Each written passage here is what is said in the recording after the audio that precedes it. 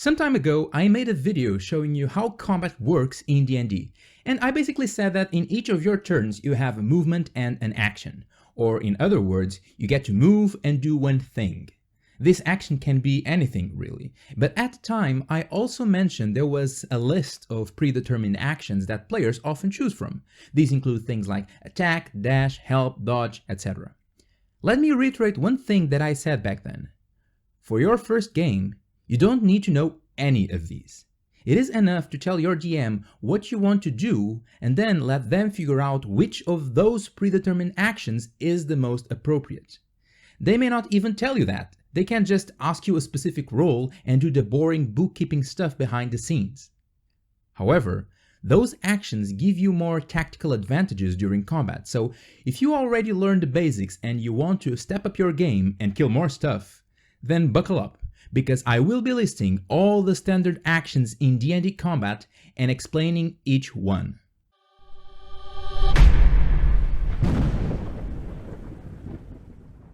Before we get into the nitty-gritty part, I'd like to talk about the reason for these standardized actions.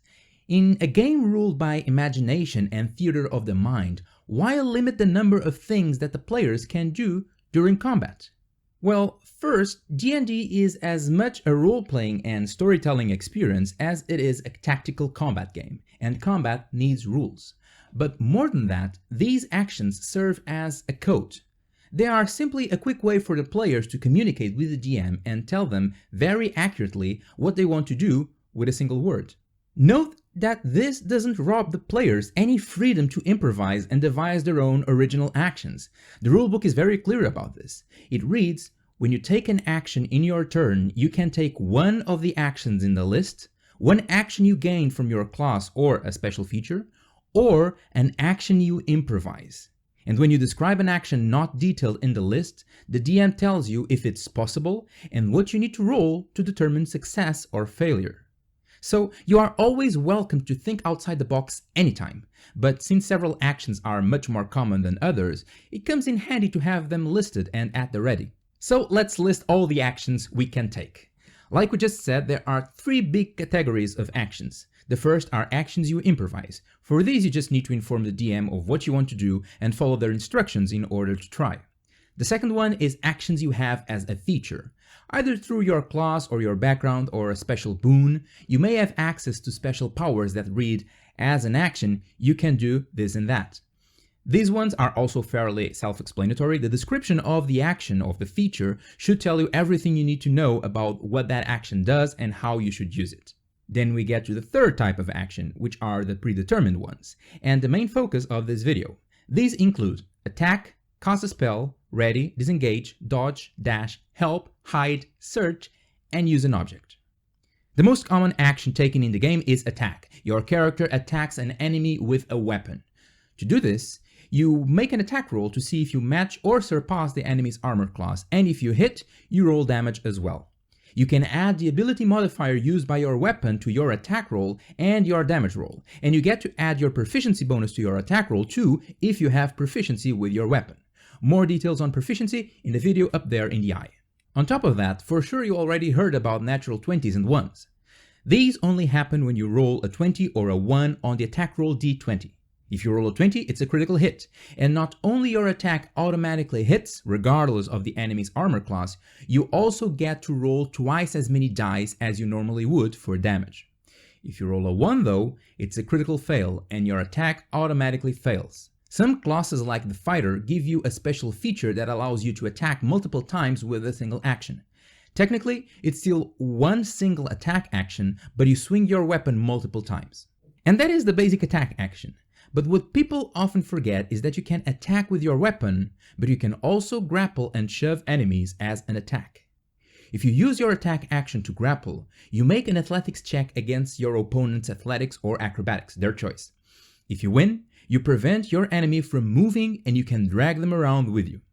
If you use your attack to shove, you make the same roll, but if you win, you can choose to push your enemy 5 feet away or make them fall prone to the ground. And if you have extra attacks in a single action, you can make one grapple or shove instead one of the individual attacks. You don't need to forgo of the entire collection of attacks to do this. The attack action is by far the more complicated one. What about the others? Casting a spell is surprisingly simple in turn mechanics. If you want to use a spell, you can cast it as your action and just follow whatever it instructs you to do. Note that some spells have longer and shorter casting times, so one action does not equal one spell.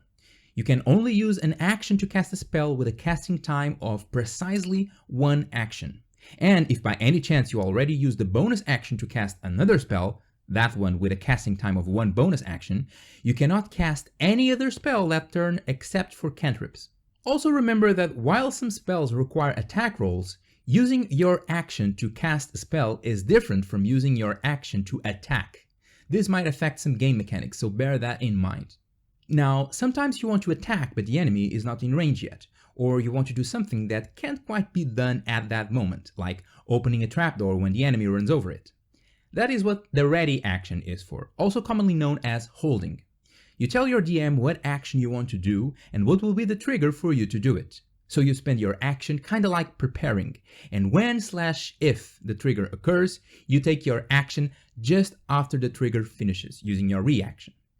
If the action you're readying is casting a spell, you spend a spell slot automatically, like immediately, and you must maintain concentration until the trigger occurs.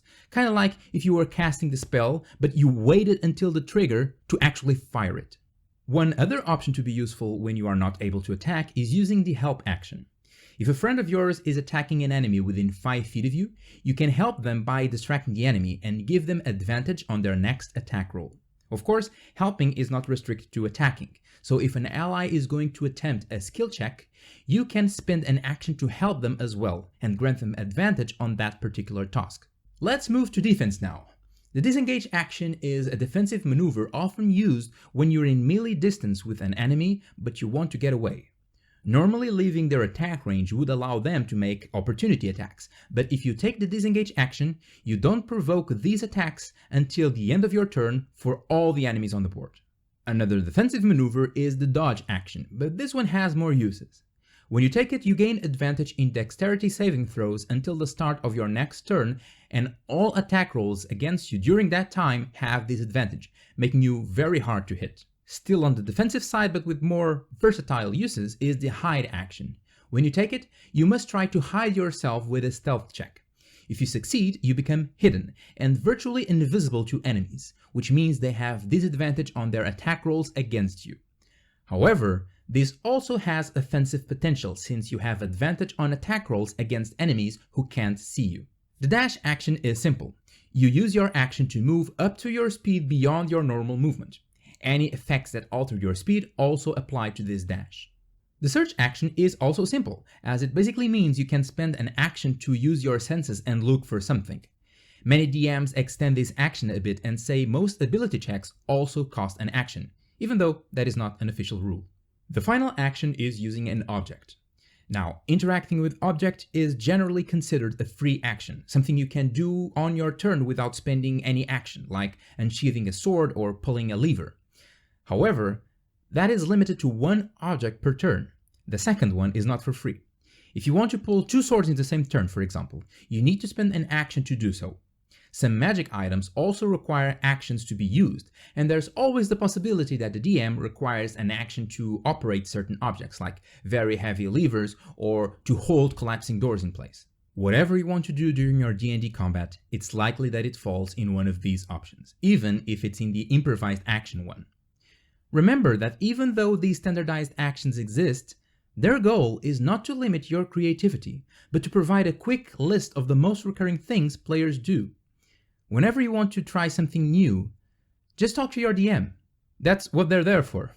And also one of the biggest advantages of D&D over video games. The DM's brain can improvise and adapt to accommodate your curveballs and your creativity.